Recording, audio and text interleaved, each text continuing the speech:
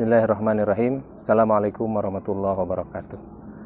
Alhamdulillah, salatu wassalamu ala rasulillah Muhammad ibn Abdillah, la hawla wa la quwata illa billah, amma ba'du.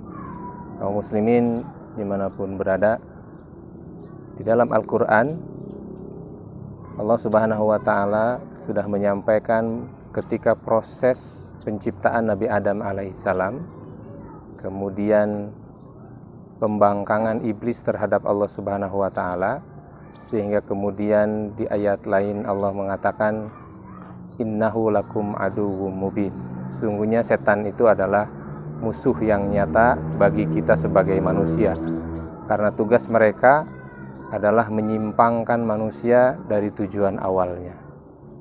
Sehingga kita sebagai manusia di dalam melaksanakan aktivitas sehari-harinya pasti senantiasa mendapatkan godaan dan gangguan dari mereka. Kata Sayyid Hawa di dalam Tazkiyatun Nafs, agar kita mampu mengendalikan diri, menjaga jiwa kita agar senantiasa tetap bersih dan jauh dari perbuatan-perbuatan tidak baik, maka salah satunya adalah kita harus mengetahui pintu di mana setan bisa masuk ke dalam diri kita. Diibaratkan kalau sebuah bangunan benteng, maka hati kita itu adalah bentengnya. Supaya tidak dimasuki oleh setan, maka kita harus mengetahui di mana pintu gerbang supaya setan tidak masuk ke dalam tubuh kita. Rasulullah SAW banyak menyampaikan kalau aktivitas manusia itu kemudian tabiatnya disitulah masuk caranya setan ke dalam tubuh kita, maka akan banyak sekali pintu-pintu atau celah-celah mereka masuk ke dalam tubuh kita.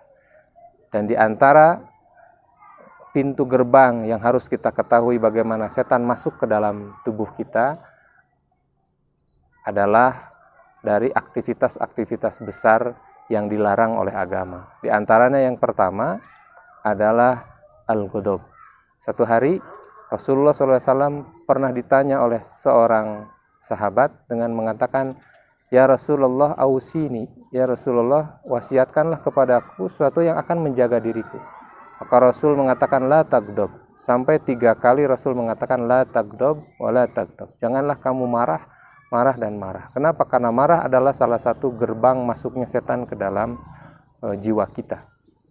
Namun kaum muslimin rahimakumullah, ada cara di mana kita bisa menghindari atau meredam marah tersebut. Yang pertama, Allah Subhanahu wa taala sudah menyampaikan di dalam Al-Qur'an supaya kita terhindar dari godaan setan. Yang pertama adalah Allah Subhanahu wa taala menyuruh kita untuk fasta'iz billah, untuk senantiasa banyak berta'awud. A'udzubillahi minasyaitonirrajim. Sebelum baca Quran, a'udzubillahi minasyaitonirrajim. Sebelum melakukan sesuatu, kita berlindung kepada Allah Subhanahu wa taala dari godaan setan. Insya Allah ketika kita berlindung kepada Allah dari godaan setan tersebut, maka kita akan dijauhkan dari godaan setan. Kemudian yang kedua, kata Rasul, wa idza ghadiba ahadukum, apabila kalian dalam situasi yang marah, falyaskut, maka diam. Jadi cara yang kedua untuk menjauhi dari godaan setan adalah diam. Jadi kalau kita marah, lebih baik diam. Itu yang kedua. Kemudian yang ketiga, hadis lain pun Rasul mengatakan idza ghadiba ahadukum falyatawadda. Yang ketiga adalah berwudu. Fa inna syaitan khuliqa minan nar wan naru tutfa'u min al-ma. Jadi kalau ada setan itu diciptakan dari api, dan api itu akan padam oleh air, maka berwudu. Kemudian yang berikutnya, yang keempat, Rasul mengatakan berpindah posisi. Apabila kalian sedang marah dalam keadaan berdiri, qaiman falyajlis, maka duduklah. Karena duduk berpindah posisi itu akan meredamkan amarah. Apabila tidak reda juga dalam keadaan duduk, maka berbaring sekalian. Insya Allah kemudian marah itu akan reda. Dan terakhir, ingatlah hadis Rasulullah SAW, la tagdob walakal jannah. Janganlah marah, maka bagimu ataupun engkau akan mendapatkan surganya Allah Subhanahu wa ta'ala. Itulah 5 hal dari satu pintu yang disampaikan. Jangan sampai kita mudah marah dan bisa meredam marah. Dan di satu ayat surat Ali Imran mengatakan bahwa orang yang bertakwa itu adalah orang-orang yang mampu menahan amarahnya. Mudah-mudahan dengan ini kita dijauhkan dari godaan setan, sehingga kita menjadi hamba-hamba Allah yang bertakwa. Sekarang lakum. Assalamualaikum warahmatullahi wabarakatuh.